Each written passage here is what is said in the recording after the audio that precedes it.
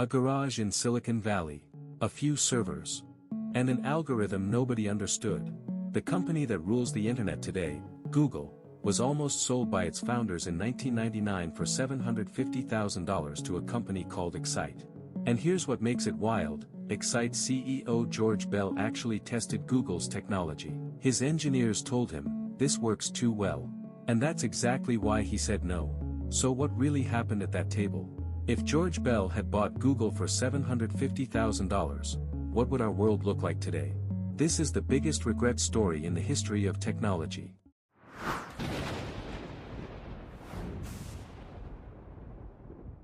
To understand this, we need to go back to the early 1990s. The internet was slowly becoming commercialized. Ad revenue was flowing in.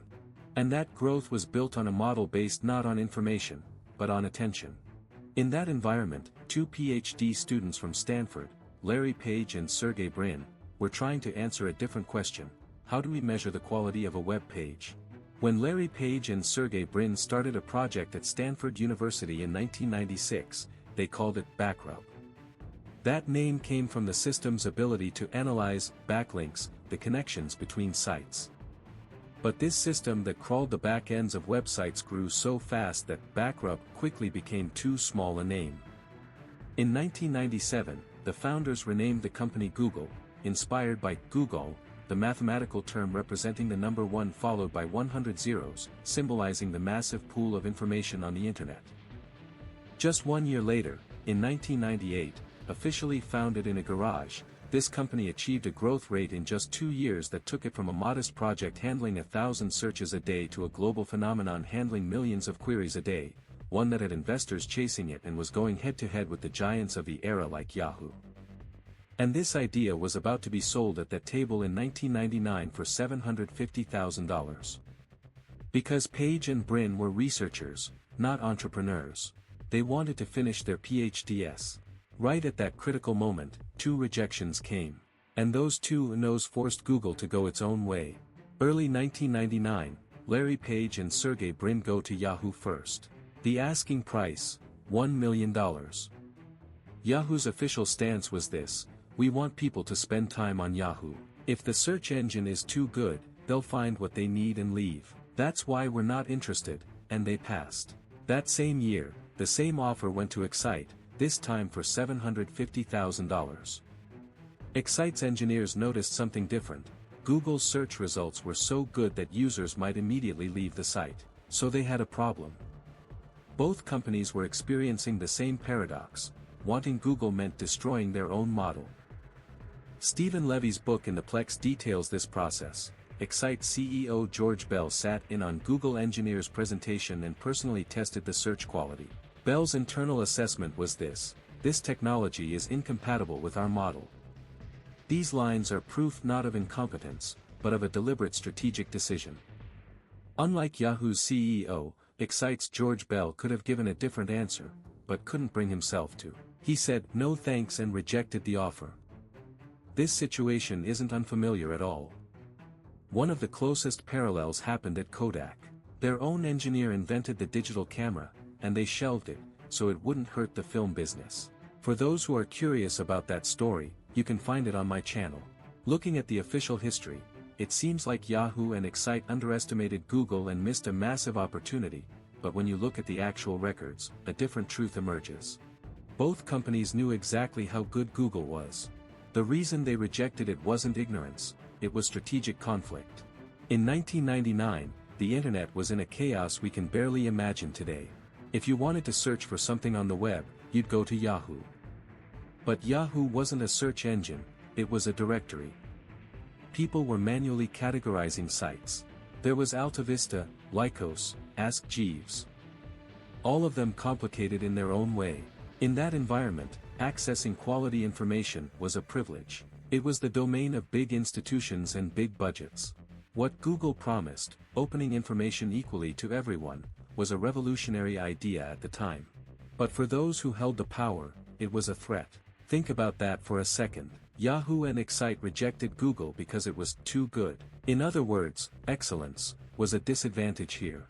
And honestly, I think this is a lesson not just from technology history, but from human nature itself. The instinct to protect the existing system so often gets in the way of seeing a better future.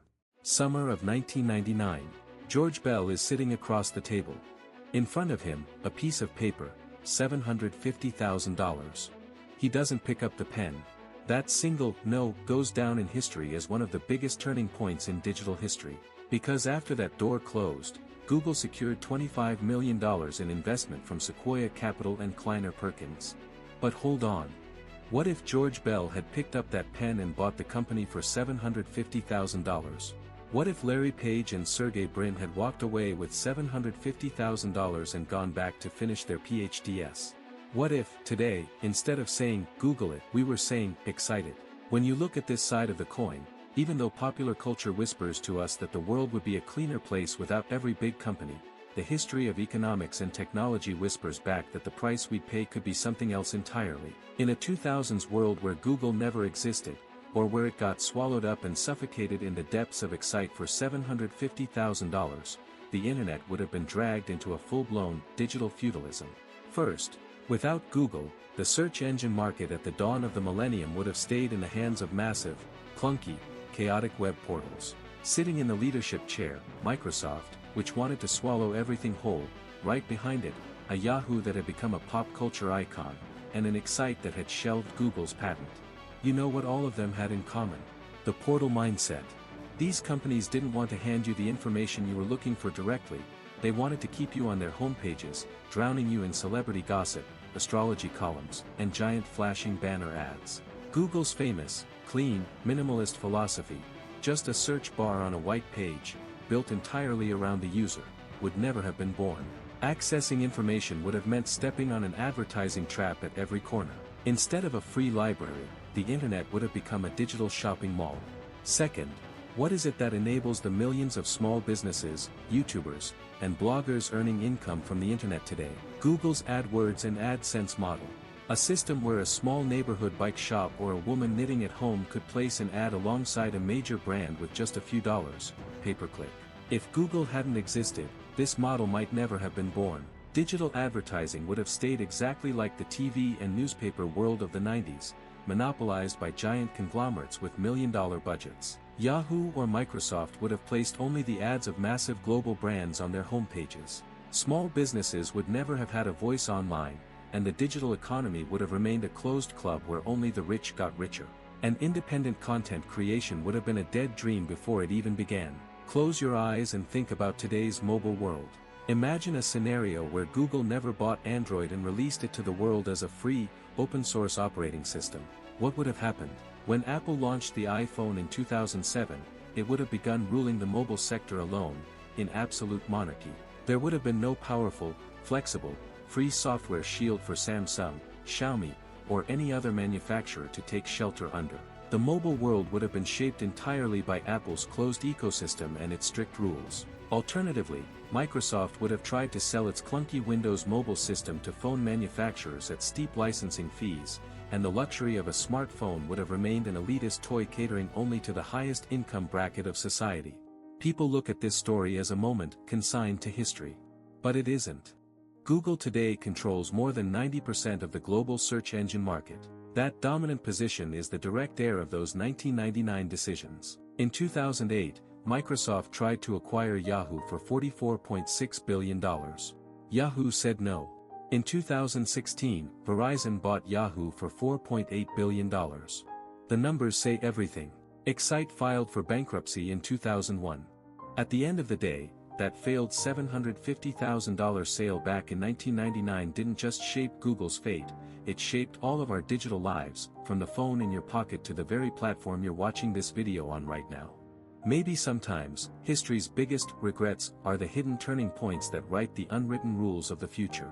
To never miss historic turning points like this, the moments that change the world and the giants that shape it today, make sure you subscribe and turn on notifications.